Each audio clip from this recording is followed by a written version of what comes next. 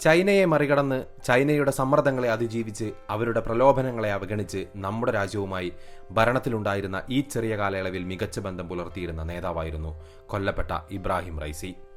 2021 അധികാരമേൽക്കുന്ന ചടങ്ങിൽ പങ്കെടുക്കാൻ അദ്ദേഹം ക്ഷണിച്ച ചുരുക്കം ചില രാജ്യങ്ങളിലൊന്ന് ഇന്ത്യയായിരുന്നു. നമ്മുടെ വിദേശകാര്യമന്ത്രി എസ് ജയശങ്കർ നേരിട്ട് തന്നെ ഇന്ത്യയെ പ്രതിനിധീകരിച്ച് അവിടെ പങ്കെടുക്കുകയും ചെയ്തു.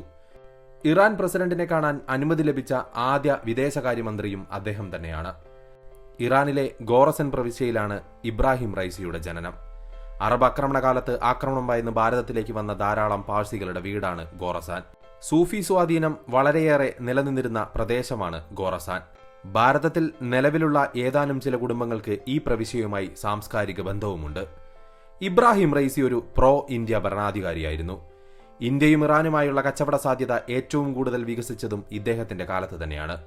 2002-2023 കാലഘട്ടത്തിൽ 2.33 ബില്യൺ മൂല്യം വരുന്ന കച്ചവടമാണ് ഇന്ത്യയും ഇറാനും തമ്മിൽ നടന്നത്. എന്നു മാത്രവുമല്ല, അഫ്ഗാനിസ്ഥാനിലെ താലിബാനിസത്തെ ഇന്ത്യയെ പോലെ തന്നെ ഗൗരവമായി കണക്കാക്കുന്ന മറ്റൊരു നേതാവ് കൂടിയായിരുന്നു ഈ റൈസി. അഫ്ഗാൻ പാകിസ്ഥാൻ ബന്ധത്തിൽ ഇന്ത്യ എത്രത്തോളം സൂക്ഷ്മ നിരീക്ഷണം നടത്തുന്നോ അത്രയും പ്രാധാന്യം ഇറാനും നൽകിക്കൊണ്ടിരുന്നു. ഏതാനും മാസങ്ങൾക്ക് മുന്നെയാണ് പാകിസ്ഥാൻ സന്ദർശിച്ച റൈസി കാശ്മീർ വിഷയത്തിൽ പാകിസ്ഥാന് പിന്തുണ നൽകുമെന്ന് പ്രതീക്ഷിച്ച പാകിസ്ഥാനെ നിരാശരാക്കിക്കൊണ്ട് അദ്ദേഹം കാശ്മീർ വിഷയം ഉന്നയിച്ചില്ല എന്നതും ശ്രദ്ധേയമാണ്. ഹമാസ് ഇസ്രായേൽ സംഘർഷത്തിൽ ഇന്ത്യ ഇസ്രായേലിന് അനുകൂല നിലപാടെടുത്തിട്ടുകൂടിയും ഇന്ത്യ ഇസ്രായേലിനോട് സംസാരിക്കണമെന്ന അഭ്യർത്ഥനയാണ് അദ്ദേഹം മുന്നോട്ട് വെച്ചത്. കാലാകാലങ്ങളായി ചൈന കണ്ടുവച്ചിരുന്ന ചാബഹാർ തുറമുഖം ഇന്ത്യക്ക് 10 വർഷത്തേക്ക് നൽകിയതും അദ്ദേഹത്തിന്റെ ഈ പ്രോ ഇന്ത്യ നിലപാടുകൊണ്ട് തന്നെയാണ്. അങ്ങനെ രാഷ്ട്രത്തിന്റെ മൊത്തം താൽപര്യങ്ങൾ കണക്കിലെടുത്താൽ ഇന്ത്യക്ക് അനുകൂലമായി നിന്നൊരു നേതാവ് കൂടെയാണ് ഇന്ന് കൊല്ലപ്പെട്ടത്. ഇറാൻ ഇസ്രായേലുമായി പ്രശ്നങ്ങൾ ഉണ്ടാകാം, അമേരിക്കയുമായി പ്രശ്നങ്ങൾ ഉണ്ടാവാം, പാകിസ്ഥാനുമായും പ്രശ്നങ്ങൾ ഉണ്ടാകാം. റൈസി ഒരു മൗലികവാദിയായിരിക്കാം, വർഗീയവാദിയായിരിക്കാം, ഏകാധിപത്യ പ്രവണതയുള്ള നേതാവായിരിക്കാം. പക്ഷേ ഇന്ത്യ എന്ന മഹാരാജ്യത്തെ സംബന്ധിച്ച് അദ്ദേഹം സാധ്യമായ ഇടങ്ങളിലൊക്കെ നമ്മോടൊപ്പം തന്നെ നിന്ന രാഷ്ട്രത്തലവനായിരുന്നു. ഇന്ത്യയുടെ സമീപകാലത്തിലെ ഏറ്റവും വലിയ നയതന്ത്ര വിജയമായ ചാബഹാർ യാഥാർത്ഥ്യമാക്കിയ നേതാവായിരുന്നു. പുതിയതായി അധികാരമേൽക്കാൻ പോകുന്ന പ്രസിഡന്റ് എങ്ങനെയായിരിക്കും ഇന്ത്യയോട് പുലർത്തുന്ന സമീപനമെന്നറിയില്ല.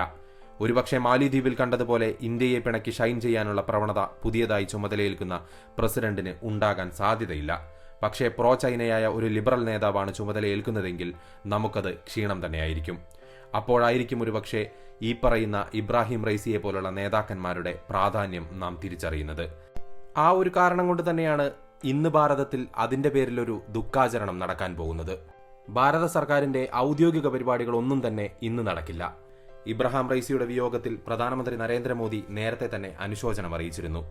ഇന്ത്യ ഇറാൻ ഉഭയകക്ഷി ബന്ധം ശക്തിപ്പെടുത്തുന്നതിൽ റൈസി നൽകിയ സംഭാവനകൾ എന്നും ഓർമ്മിപ്പിക്കപ്പെടുമെന്നും അദ്ദേഹത്തിന്റെ കുടുംബത്തിനും ഇറാനിലെ ജനങ്ങൾക്കും ഹൃദയംഗമായ അനുശോചനം അറിയിക്കുന്നുവെന്നും എക്സിലൂടെ നരേന്ദ്രമോദി അറിയിച്ചു.